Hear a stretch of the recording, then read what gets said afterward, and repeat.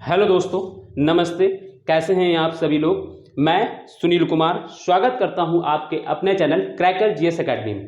दोस्तों, उम्मीद करता हूं कि आप सभी लोग अच्छे होंगे और आप लोगों की पढ़ाई अच्छी चल रही होगी। तो दोस्तों, हम लोग यहां पर जीएस की पढ़ाई कर रहे थे। जीएस में हम लोगों ने मध्यकालीन भारत की शुरुआत की थी। मध्यकालीन भारत के अंतर्गत हम लोग मुगल साम्राज्य की कल शुरुआत किए थे। कल हम लोगों ने मुगल साम्राज्य के बारे में पहली क्लास की थी, ठीक है, जिसमें हम लोगों ने बाबर के बारे में अध्ययन किया था बहुत डिटेल से। इतना आपको कहीं नहीं मिलेगा, ये मैं आपको गारंटी दे सकता हूं, ठीक है। और मैंने आपको बाकायदा चीजें लिखाते भी गया हूं, मैं साथ साथ आपको लिखाया भी है, तो वो सारी चीजें आपका बहुत है ना, मैंने ये सारी चीज कराई है।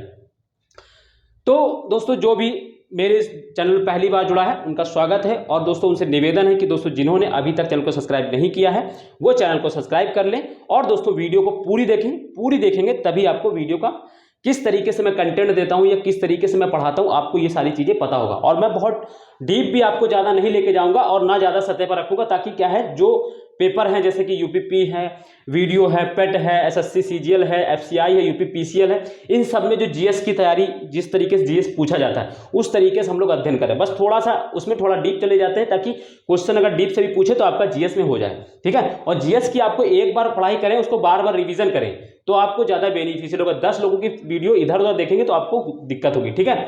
तो चलिए हम शुरू करते हैं। दोस्तों, हमारा जो टॉपिक चल रहा था मुगल साम्राज्य। तो मुगल साम्राज्य के अंतर्गत कल मैंने आपको टॉपिक जो क्या है कि स्ट्रक्चर बनाया था कि पहले हम लोग देखें कि मुगल काल कब तक था। तो मैंने आपको बताया था कि 1526 से लेकर 1707 तक हम लोग जब औरंगजेब के अध्ययन तक को करेंगे, उसके बाद के राजाओं को हम लोग बाद में मॉडर्न स्ट्रीम देखेंगे। तो यहाँ तो ये बात हो गई। फिर मैंने आपको क्षेत्र के बारे में कहा था कि क्षेत्र के बारे में हम लोग जब जिस शासक को पढ़ते जाएंगे, जैसे हम लोग जब बाबर को पढ़ा तो मैंने बताया कि आपको पंजाब से लेकर पूर्वी या पश्चिमी बिहार तक उसका क्षेत्र था, जिसमें आधा कुछ राजस्थान के कुछ क्षेत्र थे, इस तरीके से मैंने आपको बताया था कल। फिर मैंने आपसे कहा था कि फिर हम लोग प्रमुख राजाओं के बारे में पढ़ेंगे, जिसमें हमने बताया था कि आप पहले हम लोग बाबर को पढ़ेंगे, फिर हुमायूं को पढ़ेंगे, फिर अकबर को पढ़ेंगे, फिर जहांगीर को, फिर शाहजहां को, फिर औरंगजेब को। इस तरीके से मैंने स्ट्रक्चर कल बनवाया था। फिर मैंने आपको बताया था कि जब ये सब खत्म हो जाएंगे, इसके बाद हम लोग इनका प्रशासन देख लेंगे समेकित रूप से, जिसमें प्रशासन से भी कई बार क्वेश्चन पूछा जाता है, तो हम लोग देख लेंगे। तो इस तरीके से मैंने कल आपको बताया था, ठीक है। आज हम लोग शुरू करें। और कल मैंने आपको बाबर का पूरा बता दिया था कि बाबर से रिलेटेड का क्या कैसा होता है, बाबर के जो 4 युद्ध हुए उन सब की चीजों के बारे में मैंने कल आपको अध्ययन करा दिया था, ठीक है। तो आज हम लोग शुरू करेंगे दोस्तों हुमायूं। आज हमारा जो टॉपिक है दोस्तों, मुगल वंश के अंतर्गत जो दूसरा शासक है वो कौन है दोस्तों, हुमायूं।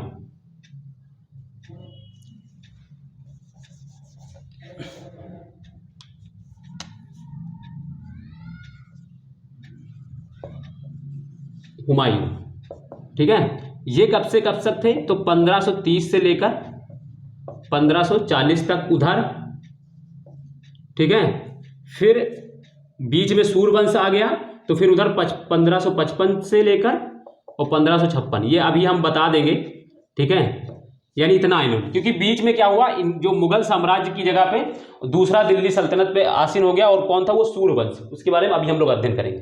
तो ये चीजें इसके बारे में, पहले 1530 से 1540 तक, फिर 15 वर्षों का बीच में गैप हो गया, सूर्यवंश शासन करता रहा। फिर इसके बाद फिर 1555 फिर इन्होंने मच्छीवाड़ा के युद्ध में हुमायूं ने जो सूर्यवंश के जो अंतिम शासक थे, या कह सकते हो सिकंदर शाह को पराजित कर, सिकंदर शाह सूरी को पराजित कर, फिर मुगल वंश की स्थापना की। यानी मुगल वंश की भारत में 2 बार पुनर्स्थापना हुई, ठीक है। 2 बार स्थापना हुई, एक बार इस बाबर ने की, फिर एक बार हुमायूं ने, ठीक है। तो इस तरीके से, और फिर इसके बाद हुमायूं के बाद फिर एक बार दिल्ली पर फिर क्या हुआ, किसका, हेमचंद्र सूरी का, हेमचंद्र का आक्रमण हुआ और दिल्ली पर उसका अधिपत्य हो गया। फिर अकबर ने फिर, तो इस तरीके से उथल पुथल लगा रहा है इनके शासनकाल में, मतलब इनके साम्राज्य के अंतर्गत, ठीक है। तो हुमायूं के बारे में ये पहली चीज है।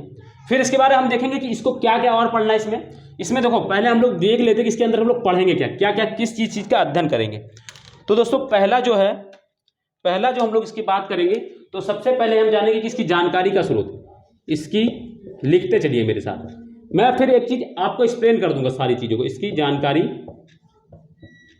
का स्रोत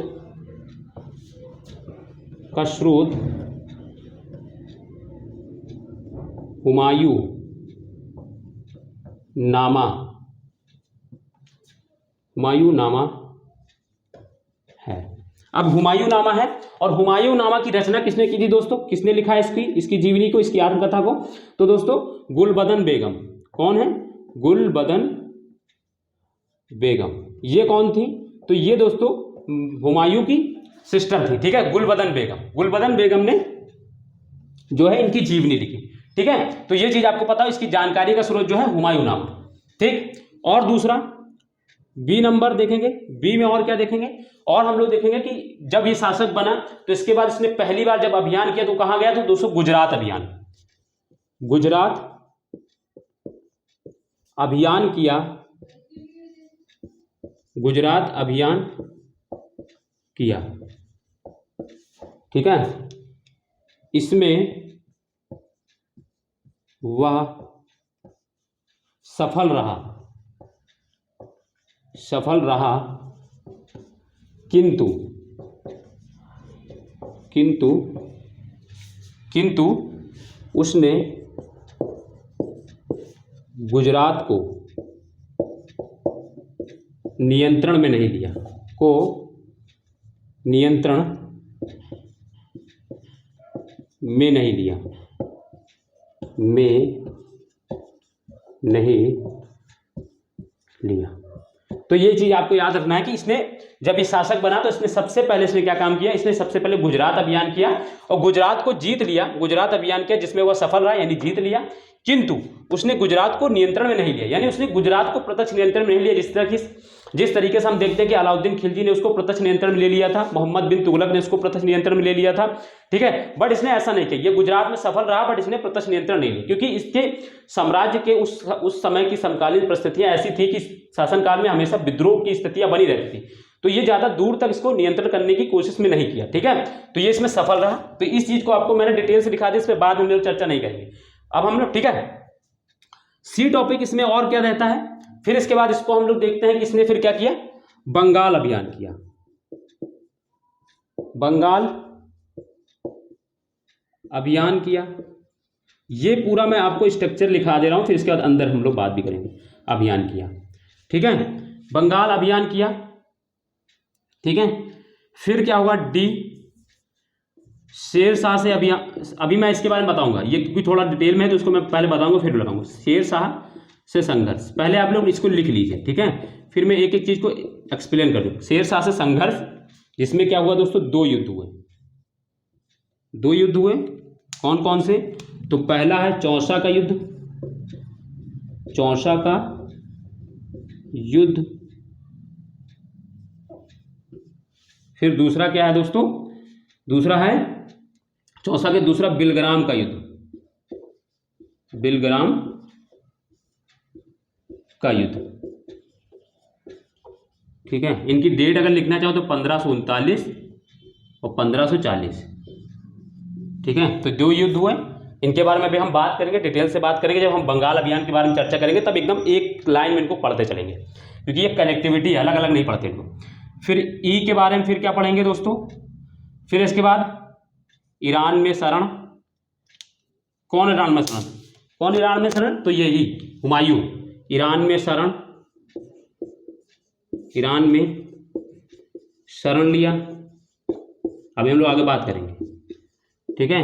फिर ई के बाद एफ, मच्छीवाड़ा का युद्ध, मच्छीवाड़ा का युद्ध, ठीक है। कब? 1555, ठीक है, मच्छीवाड़ा का युद्ध। फिर इसके बाद एफ के बाद जी, सीढ़ियों से गिरकर मौत, लाइब्रेरी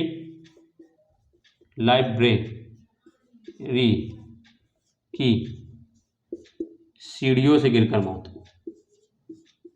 सीढ़ियों से गिरकर मौत। तो इतना चीज है। पहले आप लोगों ने, मैंने आपको यहां ये कराया है कि आप पहले इसका स्ट्रक्चर बना लीजिए। इस स्ट्रक्चर को बनाने के बाद फिर हम क्या करेंगे, इसके अंदर के पॉइंट लिख, क्योंकि मेन चीज यही है। इतना आपने देख लिया तो यानी यह है कि जो जिस तरीके संविधान में प्रस्तावना होती है उसी तरीके देख लो कि हुमायूं का पूरा जीवन काल हमने बता दिया, मृत्यु तक का, शुरुआत से लेकर मृत्यु तक का एकदम सरसरी नजर। कोई हमसे अगर पूछे 1 मिनट में तो हम पूरा 30 से 35 सेकंड में, पूरा 40 सेकंड में पूरा हुमायूं के बारे में बता देंगे। इसके बाद अंदर जब डिटेल जाएंगे तो अंदर हम लोग अभी बात कर लेंगे। तो ये हम इस तरीके से मेरी स्ट्रेटजी रहती है कि पहले आप बेसिक जाने, फिर थोड़ा सा उसमें अंदर जाएंगे, उसमें और क्या था, अब हम लोग इसमें कहानियां पढ़ें और क्वेश्चन क्या पूछा जाएगा आपसे, बस यही है, यही से क्वेश्चन बनेगा और कुछ नहीं बनेगा। जो मैं डिटेल में भी बताने जा रहा हूं उससे क्या होगा, आपकी कनेक्टिविटी होगी, आप याद रख पाएंगे ज़्यादा लंबे टाइम तक, आपको पता रहेगा कि कैसे पहले क्या हुआ, किस तरीके से कहानियों में, और बाकी क्वेश्चन यहीं से आना है कि गुजरात अभियान किया तो ठीक है, सही है कि नहीं, हाँ। जानकारी का स्रोत क्या है, तो हुमायूंनामा कौन लिखा, गुलबदन बेगम, यही पूछा जाएगा। फिर पूछा जा सकता है कि चौसा युद्ध किनके मध्य हुआ, तो शेरशाह सूरी और हुमायूं के बीच। बिलग्राम का युद्ध में क्या हुआ, ये हुआ, तो है ना, ठीक है। तो इस तरीके से पूछेगा। ईरान में शरण, फिर मच्छीवाड़ा का युद्ध हुआ, ठीक, कब, तो लाइब्रेरी से गिरकर मौत। तो ये क्वेश्चन के पॉइंट है, बट इनके बारे में हम डिटेल से अध्ययन करेंगे, ठीक है। तो अब आप लोग दोस्तों मेरे साथ में इसी तरीके से, मैं इस तरीके से पढ़ाता हूं, आपका क्या है कि आपका एक स्ट्रक्चर तैयार हो जाता है और फिर आपको दिक्कत नहीं होती। तो दोस्तों इसमें तो कोई देखो, अब मैं एक्सप्लेन करता हूं चीजों को, अब धीरे धीरे मैं आपको एक्सप्लेन करता हूं, आप आराम से सुनिएगा और मैं जो नोट करूंगा आप उसको नोट करते चलिएगा, जो इंपॉर्टेंट होगा मैं खुद नोट्स कर दूंगा। तो क्या है, इसकी जानकारी का स्रोत हुमायूंनामा है, तो ये तो कोई दिक्कत नहीं इसमें, तो गुलबदन बेगम ने इसकी रचना की, इसमें भी कोई दिक्कत नहीं, ठीक है। गुजरात अभियान किया, इसमें वह सफल रहा, किंतु उसने गुजरात को नियंत्रण में ले लिया, इसमें भी कोई दिक्कत नहीं कि शासक बनने के बाद उसने क्या किया, पहले गुजरात पर अभियान किया और गुजरात अभियान के बाद क्या हुआ, ये इसने उसको जीत लिया पर इसको नियंत्रण नहीं किया। मैं इससे पहले आपको थोड़ा हुमायूं के बारे में बता देता हूं कि जब बाबर आया था भारत में, तब उसने पानीपत के प्रथम युद्ध को जब लड़ा था, तो उस युद्ध में बाबर की सहायता हुमायूं ने भी की थी, हुमायूं भी उस युद्ध में था, ठीक है। तो इस युद्ध में हुमायूं भी था, और हुमायूं जब बाबर जीत गया तो बाबर की मृत्यु के बाद क्या हुआ, अब देखो बात ये थी जब कि वहां पे क्या था, ये बाबर जब पहले वहां से आया था काबुल से, तो काबुल की पत्नी जो थी, मतलब जो जिससे शादी की थी काबुल में, कौन थी, गुलरुख बेगम, है ना। तो गुलरुख बेगम का एक पुत्र था, कौन, कामरान, और एक और हुमायूं, ये दोनों भाई थे, बड़े अलग अलग माता की संतान थे। तो अब उधर कामरान काबुल पे शासन कर रहा है, क्योंकि बाबर यहां पे आ गया, तो कामरान को जब बाबर की मृत्यु हुई, तो बाबर की मृत्यु से पहले उसने क्या कर दिया था कि जो साम्राज्य है, काबुल से लेकर भारत तक का जो साम्राज्य है, तो दोनों का बंटवारा कर दिया था, और कहा था कि जो काबुल है या उसके आसपास के क्षेत्र हैं उस पर शासन करेगा कामरान, और जो भारत का क्षेत्र है वो किसको दे दिया, हुमायूं, क्योंकि हुमायूं ने यहाँ पे उसकी सहायता की थी। तो इस तरीके से बाद में क्या होता है, यही कामरान जो है वो हुमायूं का प्रतिद्वंदी बन जाता है और हुमायूं पर कई बार है ना हमला भी करता है, बट जो हुमायूं है वो उसको पराजित करके एक बार माफ भी कर देता है। तो इस तरीके से क्या होता है फिर ये भारत में आ गया। भारत में 1530 में जो बाबर है उनकी आकस्मिक मृत्यु हो गई, और मृत्यु होने के बाद जो साम्राज्य है वो हुमायूं को मिल गया। हुमायूं को मिलने के बाद उसने क्या किया उसने सबसे पहले क्या किया, गुजरात अभियान किया, और गुजरात अभियान में सफल रहा, और फिर क्या हुआ, उसने गुजरात को प्रत्यक्ष नियंत्रण में नहीं लिया, क्योंकि गुजरात दिल्ली से थोड़ा दूर भी पड़ता है, दूर तो इतना नहीं है, बट क्या है कि दिल्ली के आसपास गतिविधियां इतनी ज्यादा रहती थी कि वो उसको नियंत्रण में नहीं कर पा रहा था, ठीक है। तो प्रत्यक्ष नियंत्रण में नहीं लिया। फिर इसके बाद क्या किया उसने, जब वो जीत गया बंगाल अभियान के बाद, उसने क्या किया कि जो बिहार और बंगाल वाले इलाके में अफगान जो शक्तियां थी वो बहुत उग्र हो रही थी, है ना, यानी बहुत उग्र मतलब कि दिल्ली सल्तनत को चुनौती दे रही थी। वही अफगान है जो लोधी वोदी थे, वही अफगान थे, बट ये दूसरे हो गए, ठीक है, अफगान थे, ठीक है। तो इसी में से एक था शेरशाह सूरी, जो दोस्तों चुनारगढ़ जो है, चुनारगढ़ के सिले पे शासन कर रहा था, बिहार का पूर्वी इलाका है ये, ठीक है। तो बाबर ने क्या किया कि चुनारगढ़ या शेरशाह को पराजित करने के लिए एक बड़ी सेना बनाई, और क्या किया कि बाबर को, सॉरी दोस्तों एक सेकंड, हाँ, बाबर मतलब जब एक बड़ी सेना बनाई, और देखो यहां पे बात ये जान लो कि बाबर अगर शेरशाह सूरी के बीच में अगर आमने सामने का युद्ध होगा, तो जो है हुमायूं की शक्ति, हुमायूं का धन संपदा, हुमायूं की बल सेना सब शेरशाह से ज्यादा है, बल बाहुबल भी उसके पास ज्यादा है। तो इस वजह से अगर शेरशाह सूरी और हुमायूं दोनों आमने सामने लड़ेंगे, तो शेरशाह सूरी ये जान रहा था कि मैं हार जाऊंगा, क्योंकि मेरी शक्ति इतनी नहीं है। तो उसने क्या किया कि जब हुमायूं ने चुनारगढ़ के किले पर हमला किया, तो उसने क्या किया, चुनारगढ़ के किले को खाली कर दिया। क्या किया, चुनारगढ़ के किले को खाली कर दिया। अब मैं मिटा रहा हूं इसको, मैं थोड़ा सा ऊपर मिटा लूंगा, फिर आपको थोड़ा समझाना है मुझे। मैं ये मिटा लूंगा, देखो ये वाला, हाँ, ये बंगाल अभियान में अभी लिखा रहने देता हूँ, इसी को समझा रहा हूँ तो मैं इसी को लिखा रहने देता हूँ, बाकी ऊपर का ये मिटा रहा हूँ। देखो मैं क्षेत्र जैसे मैं आपको बताता हूँ, अब मैं आपको थोड़ा सा एक मैप बनाऊंगा, ऐसे शॉर्ट में जानिएगा। भारत का मैप बना रहा हूँ मैं छोटा सा, ताकि आपकी समझ विकसित हो सके इस टॉपिक को।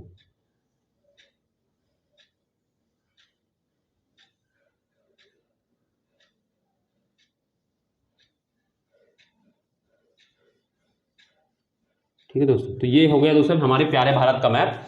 तो देखो जैसे कि ये दिल्ली है, यहाँ देखो ये दिल्ली है मान लीजिए, और यहाँ पे दोस्तों क्या है, बिहार, पूर्वी बिहार, और ये है बंगाल।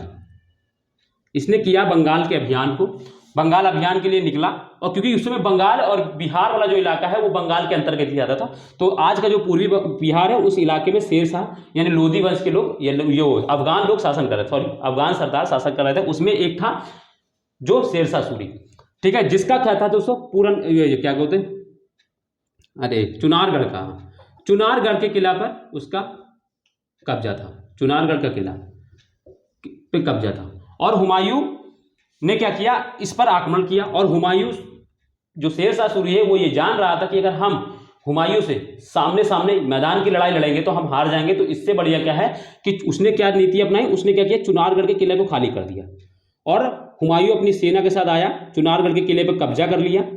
कब्जा करने के बाद उसने क्या किया, फिर वो बंगाल अभियान के लिए गया, बंगाल अभियान के लिए गया। और शेरशाह सूरी क्या है, अब जब खाली कर दिया, इसने क्या किया, बंगाल अभियान किया हुमायूं ने। बंगाल अभियान करने के बाद इसको जीता, जीतने के बाद वहां पे ये बहुत बड़ा चरसी भी था, चरस वरस लिया। हुमायूं बहुत बड़ा कहते हैं नसीला है ना, चरसी भी था, तो इसने चरस वरस लिया वहां पे, बड़ी आराम से रात 1-2 दिन ठहरा। इसके बाद क्या हुआ, वो यहाँ से वापस दिल्ली के लिए वापस आने लगा। दिल्ली मतलब आगरा के आस, आगरा वाले इलाके में, ये क्योंकि ये लोग जो अकबर थे, मतलब जो क्या बोलते हैं, ये मुगल जो थे शुरुआत में आगरा को अपना केंद्र बनाकर शासन कर रहे थे।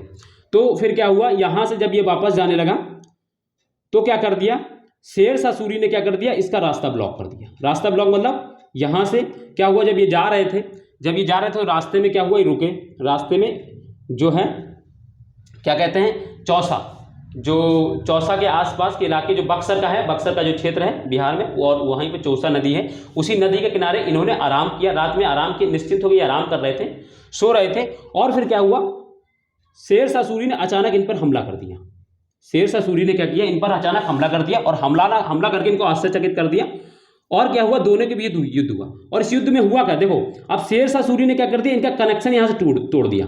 कनेक्शन मतलब क्या है, हुमायूं की सेना इधर है, शेरशाह सूरी ने इधर से हमला किया, सतर्क हुए जब तक इनको युद्ध होने लगा। अब क्या होगा, जैसे मान लीजिए हुमायूं की पल्ला, अगर मान लो पल्ला, अगर शेरशाह सूरी का मान लो पल्ला भारी पड़ता, अगर हुमायूं इस तरफ होता तो वो क्या करता, अपने जो प्रशासन है या गुप्तचर उनसे सहायता मांगता, और वो लोग आके यहाँ पे उसकी सहायता कर देते। बट शेरशाह सूरी ने क्या कर दिया, उसका आगरा से कनेक्शन ही तोड़ दिया, और हुमायूं को यहीं पर रोक दिया। और फिर क्या हुआ, चौसा का युद्ध हुआ, चौसा का युद्ध हुआ, इसी को चौसा का युद्ध बोलते हैं। चौसा का युद्ध हुआ, और किसमें क्या हुआ, हुमायूं को पराजित कर दिया, और हुमायूं भागकर आगरा पहुंचे। हुमायूं को पराजित किया और हुमायूं भाग गए, ठीक है, हुमायूं भाग गए। और हुमायूं अभी तक संभले ही नहीं थे, कमजोर थे, कि इसने फिर से क्या कर दिया, शेरशाह सूरी ने आगरा पर भी युद्ध कर दिया। और बिलग्राम का युद्ध हुआ, जिसमें क्या हुआ, हुमायूं को इसने पराजित कर दिया 1540 में। बिलग्राम का फिर तुरंत इसने हमला कर दिया, संभलने का मौका ही नहीं दिया हुमायूं को। और फिर क्या हुआ, बिलग्राम का युद्ध हुआ 1540 ईस्वी में, और हुमायूं को पराजित करके हुमायूं को भागने के लिए बाध्य किया। और हुमायूं भागकर कहां पहुंचे, ईरान। और यहां पे शिया वंश के शासक थे, उन्होंने क्या किया, ईरान में इनको शरण दी, और ये वहां पे रहे, ठीक है, ये यहां पे रहे। अब मैं आपको बता दूं, इसी में आपको एक कहानी बता दूं, जब ये अपने भाग रहे थे यहाँ से, भारत से, आगरा से, तो ये अमरकोट, राजस्थान के इलाके में अमरकोट है, अमरकोट में अपनी बीवी को छोड़ गए, पत्नी को अपनी छोड़ गए, और वहीं पर अमरकोट में ही क्या हुआ, अकबर का जन्म हुआ था। अकबर का जन्म हुआ था। जब ये ईरान जा रहे थे तो रास्ते में क्या हुआ, अब भाई बीबी को लेके, प्रेग्नेंट बीबी है, वो लेके जाएंगे तो दिक्कत होगी, तो उन्होंने क्या किया, अमरकोट में एक राजपूत राजा था, उसके यहाँ उसको दे दिया, उसके यहाँ उसको मतलब उसके संरक्षण में उसको वहां पर छोड़ दिया।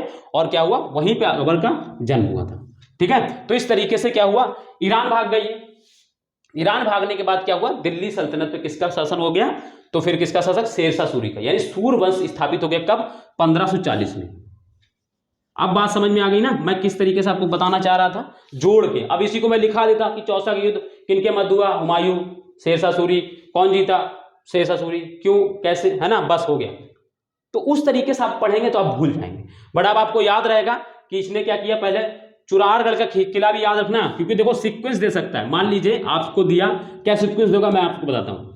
सीक्वेंस देगा चुनारगढ़ का किला, चुनारगढ़ का किला, बिलग्राम का युद्ध। मैं आपको एक पैटर्न बताता हूं कैसे पूछा जाएगा क्वेश्चन, अगर थोड़ा सा डीप में गया। बिलग्राम का युद्ध, फिर आपसे पूछ सकता है चौसा का युद्ध। तो अब आपको याद होना चाहिए कि इसका क्रम क्या है। इससे कहेगा इसको क्रमबद्ध रूप से व्यवस्थित कीजिए। तो आपको पता होना चाहिए कि पहले चुनारगढ़ का किला खाली करवाया, फिर चौसा का युद्ध हुआ है, और फिर बाद में बिलग्राम के युद्ध में हुमायूं को पराजित करके उसको ईरान भागने के लिए बाध्य किया। ठीक है, तो इस तरीके से आपको ये चीजें आपको पता होना चाहिए। तो ये हो गई दोस्तों इसके बारे में बात। ठीक है, तो शेरशाह सूरी के बारे में इतनी मान लो। ठीक है, शेरशाह सूरी के बारे में कल आपको पढ़ाऊंगा, अलग से शेरशाह सूरी का एक सेशन रहेगा, क्योंकि सूरवंश है तो सूरवंश से भी क्वेश्चन आता है, तो मैं उसको अलग से सेशन में कल करूंगा। बट आज हम लोग यहीं तक करेंगे। ठीक है, तो हुमायूं क्या हुआ, ईरान भाग गए 1540 में, और लगभग 15 वर्षों तक वो वहीं पर रहे। ठीक है, 14-15 वर्षों तक वहीं रहे, 1555 में फिर ये आए। फिर क्या हुआ दोस्तों, जब ये ईरान भाग गए, ईरान में वहां पर शरण ली, और इधर शेरशाह सूरी आराम से शासन कर रहा है, उसने कई सुधार काम भी किए। और फिर ये क्या हुआ, ये भारत में पुनः लौटे और शक्ति को अफगानिस्तान में अपनी शक्ति को थोड़ा बढ़ाया कामरान से थोड़ी। ठीक है, कामरान से मिलकर। और फिर क्या हुआ, ये यहाँ पर आए, और सिकंदर शाह के समय, सिकंदर शाह सूरी के समय, जब सिकंदर शाह सूरी जो सूरवंश का शासक था वो शासन कर रहा था, तो उसके खिलाफ क्या हुआ, एक मच्छीवाड़ा का युद्ध हुआ। उस युद्ध में क्या हुआ, हुमायूं ने सिकंदर शाह के जो सेनापति है उनको हरा दिया, और हराने के बाद क्या हुआ, फिर से क्या हुआ, मुगल वंश की स्थापना कर दी। ठीक है, मुगल वंश की स्थापना कर दी। और फिर क्या हुआ, जब मुगल वंश की स्थापना हो गई तो ये लगभग 1 वर्ष तक ही जीवित रहा, क्योंकि ये लाइब्रेरी से जो सीढ़ियां हैं और सीढ़ियों से गिरकर क्या हुआ, इसकी डेथ हो गई। इसी के संदर्भ में एक इतिहासकार हैं लेनपुल नाम के, मैं बताता हूं क्या नाम है उनका, लेनपुल नामक इतिहासकार हैं। वो कहते हैं कि जो हुमायूं है जीवन भर लुढ़कता रहा और लुढ़कते लुढ़कते मर गया। मतलब जीवन भर लुढ़कता मतलब क्या है कि पहले क्या हुआ, कहां से, काबुल से आया भारत से भागा ईरान, फिर ईरान से, इस तरीके। तो जीवन भर इधर उधर लुढ़कता ही रहा, जीवन में बहुत संघर्ष के जीवन में रहे। ठीक है, और वो क्या हुआ, जीवन भर लुढ़कता रहा और लुढ़कते लुढ़कते वो इस दुनिया से विदा भी हो गया। ठीक है, तो ये लेवनपुर कहते हैं, वो मजाक में कहते हैं। ठीक है, इतिहासकार हैं वो ऐसा कहते हैं। दूसरा, इन्हीं के बारे में एक चीज और कहा जाता है कि जब लाइब्रेरी से लग के मौत हो गई तो इन्हीं के बारे में कहा जाता है, कहावत ये भी कही जाती है, लेनपुरी कहते हैं कि किसी भी माँ बाप ने अपने पुत्र का इतना विपरीत नाम नहीं रखा होगा। मतलब हुमायूं का मतलब होता है सौभाग्य, है ना, सौभाग्य। हुमायूं का मतलब होता है सौभाग्य, मत बेचारा ये दुर्भाग्य था, जीवन भर संघर्ष से घिरा रहा। ठीक है, तो वो लिखते हैं कि किसी भी माँ बाप ने अपने पुत्र का इतना बुरा नाम नहीं लिखा होगा, रखा होगा। ठीक है, तो ये सारी चीजें। तो इस तरीके से क्या होता है, हुमायूं की डेथ हो जाती है, और हुमायूं की डेथ होने के बाद क्या होता है कि अकबर को साम्राज्य, अभी हुमायूं का जो एक सेनापति होता है जिसका क्या नाम है, जो हुमायूं के शासनकाल में भी बहुत इंपॉर्टेंट रहते हैं, क्या नाम है उनका, अरे मुझे देखो नाम याद, मैं भूल रहा हूँ। ठीक है, चलो मैं बताता हूँ, अभी नाम भूल रहा हूँ उनका। अच्छा तो नाम है जो अकबर को शासक बनाते हैं, कलानौर में अकबर की ताजपोशी करा देते हैं, वहीं से उसको सुल्तान घोषित कर देते हैं। ठीक है, अभी वो अकबर आगरा नहीं आता, आगरा से दूर रहते हैं, क्योंकि क्या होता है कि जब इनकी डेथ होता है तो अकबर उस समय बहुत छोटा होता है, 13-14 वर्ष की उम्र में होता है, तो उसको सुल्तान घोषित कर देते हैं, और सुल्तान जो है, ठीक है, तो ये शासक बन जाता है। इस तरीके से क्या होता है, हुमायूं की बात खत्म हो जाती है। ठीक है, तो हुमायूं के बाद टॉपिक समझ में आ गया आप लोगों को। ठीक है, हुमायूं को टॉपिक समझ में आ गया, इतने से बारे में, और इसके बारे में इससे ज्यादा इसमें नहीं पूछा जाएगा। ठीक है, तो इस तरीके से आपको पता होना चाहिए। अब मच्छीवाड़ा का युद्ध मैं आपको लिखा दूं, थोड़ा सा इसमें लिख लीजिए, जिससे लाइब्रेरी सेट के ये तो ठीक होगी। मच्छीवाड़ा का युद्ध मैं इधर मिटा दे रहा हूँ, थोड़ा सा इसमें लिख लीजिए, क्योंकि ये इंपॉर्टेंट है। इसमें आपको मान लीजिए क्वेश्चन पूछा जा सकता है कि किनके मध्य हुआ। तो ये चौसा का युद्ध समझ में आ जाएगा कि शेरशाह सूरी, और मैं इसमें भी थोड़ा सा लिख देता हूँ। ठीक है, ताकि आप लोगों को स्पष्टता रहे, लिख लीजिए, आप लोग भी नोट्स बना लीजिए ऐसे। ठीक है, आप ऐसे डालिएगा, चौसा का युद्ध, डेट तो याद ही, कोई दिक्कत नहीं है। ठीक है, चौसा का युद्ध किनके मध्य हुआ? तो हुमायूं शेरशाह सूरी, शाह सूरी। फिर आगे इस तरह एरो बना के शेरशाह की विजय, शेरशाह की विजय। ठीक है, ये बात हो गई। फिर बिलग्राम का युद्ध भी इसी तरीके से आप लिख लीजिएगा। बिलग्राम का युद्ध भी आपको समझ में आ गया, शेरशाह एवं हुमायूं के मध्य और शेरशाह की विजय। और यहीं से इसी युद्ध में क्या होता है, जब भाग जाता है तो इसी युद्ध में जब हार जाता है हुमायूं, तो तब इसी युद्ध में भाग कर वो कहाँ जाता है, ईरान में शरण लेता है। ठीक है, ये बात हमने बता दी। मच्छीवाड़ा का युद्ध किनके बीच में हुआ?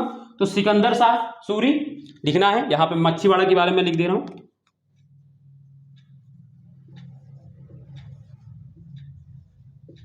मच्छीवाड़ा का युद्ध,